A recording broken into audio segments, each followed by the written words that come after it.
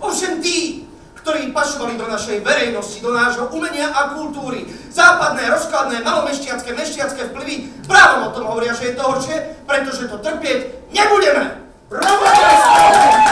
A ten konár? Čo ten konár? Dorastie?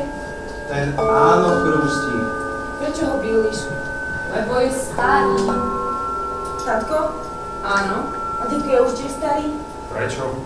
Vraj mu babka pílila nervy. Čo sa len tak hovorí, srdiečko? A vy pani majete? Pani profesorka. Европейский союз. Novorossija. Нет! Novorossija.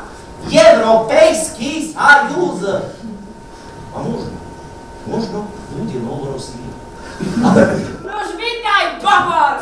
Amal! Či ako ťa to nazvať, koblajný?